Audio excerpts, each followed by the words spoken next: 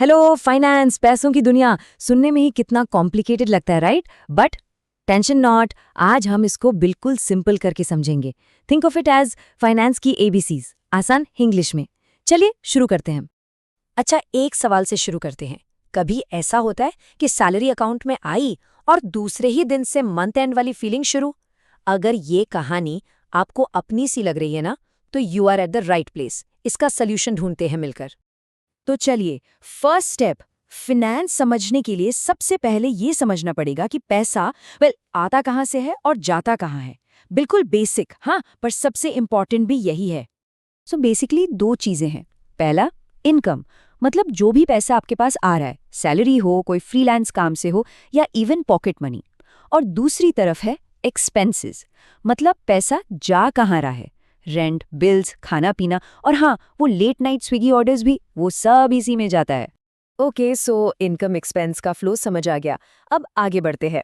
अगला स्टेप है अपनी फाइनेंशियल हेल्थ का एक छोटा सा चेकअप करना। सोचो, ये एक तरह का फाइनेंशियल रिपोर्ट कार्ड है। तो इस रिपोर्ट कार्ड में पहला सब्जेक्ट है एसेट्स। सिंपल वर्ड्स में, कोई भी ऐसी चीज जो आप ओन करते हो और जिसकी कोई वैल्यू है। जरूरी नहीं कि ये बहुत बड़ी चीज हो। आपका बैंक बैलेंस, आपका लैपटॉप, आपकी बाइक, ये सब आपके एसेट्स हैं। और अब आते हैं सिक्के के दूसरे पहलू पर, लायबिलिटीज। ये वो सारे लोन्स या उधार हैं जो आपको चुकाने हैं, जैसे क्रेडिट कार्ड बिल, फोन की ईएमआई या स्टूडेंट लोन।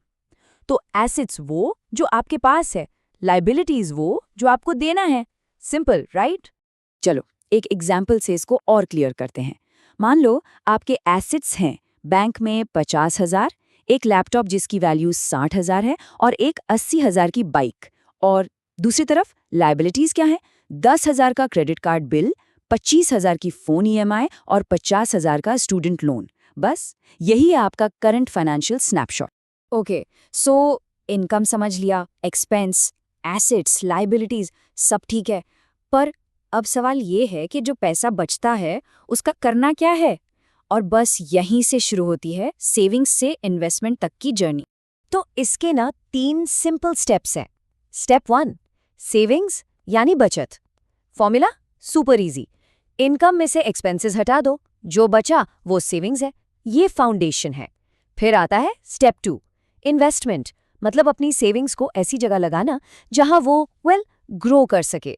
और फिर फाइनली स्टेप 3, द रिजल्ट। और ये रिजल्ट यानी नतीजा 2 तरह का हो सकता है। या तो होगा प्रॉफिट, मतलब मुनाफा, जब आपके इन्वेस्टमेंट की वैल्यू बढ़ जाती है, या फिर होगा लॉस, यानी नुकसान, जब इन्वेस्टमेंट की वैल्यू कम हो जाती है। सीधी सी बात है।